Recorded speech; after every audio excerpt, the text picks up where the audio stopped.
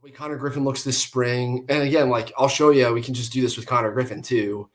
High school Konnor Griffin compared to this spring Konnor Griffin, so you can see the changes that they've made to him. I'll pull him up as well. Like these are at least signs that progress is being made. That like they're not just letting whatever happens happen. All right, yeah. So here's Konnor Griffin's spray chart from high school. This is all of 2023. Do I have 2022 in here too? No, let me pull 2022 in as well. So it's like 300 pitches of sample. You can see all of this oppo contact. And like when I highlight over the balls in play, you can see the pitch locations as well. Some of these pull side guys, like these are breaking balls mostly that he's yoinked.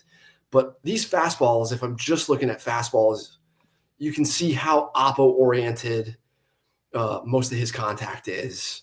Yeah. And to me, that's scary, especially in high school. Just from being wrong about players, I've learned that this is a little bit of a red flag that when you start to have these high school players who can't pull the ball at all, what are they going to do against big league velocity? And so here's like Konnor Griffin playing with Team USA in Asia at the end of 2023. And you can see like he's open. And then when he's loading, look at where the barrel of his bat is pointed toward us. We can see the cutout of his bat, from the center field camera. And yeah, it is like very late. That ain't playing at 95. Right. And this is part of what I was worried about, but like his tools are still so big. You can see he's late on that fastball as well. My rule of thumb for guys like this is, the grade I tend to give them is that 45 plus grade.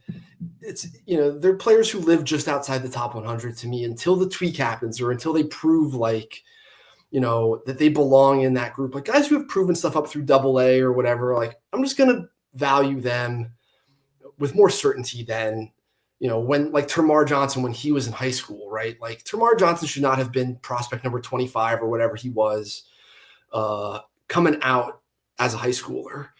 And you can see all this oppo contact here, and it's not necessarily a bad thing. Like this is a turbocharged athlete. He's amazing. But, now here's Konnor now, and he's, I'll pause it to start, but he's not open anymore.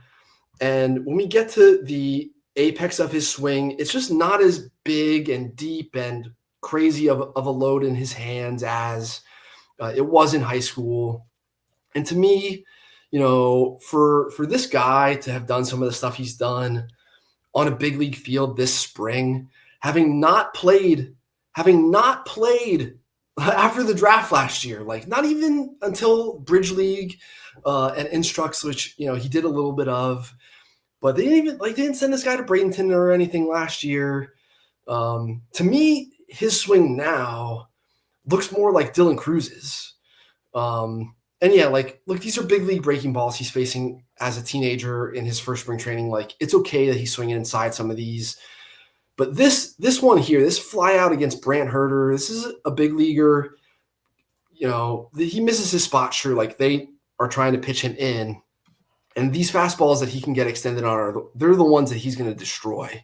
And we're going to see this year how he deals with fastballs that are, in on his hands more. That's really, really what it is going to determine just how big this is going to be. But I think this is very positive for me in terms of like, not just for Konnor Griffin, but for the org to be doing stuff like this, where we have tangible, results for Nick Gonzalez while he was healthy last year, and now for Konnor Griffin. I think that's, if we want a positive note for this show, as bummed out as everyone should be about Bob Nutting not wanting to spend again. This does seem like, hey, maybe stuff is changing here in a positive way. Well, I made an agenda and I was like, why don't you have Konnor Griffin in your top 100? So that, I guess that You're that not, solves it right there.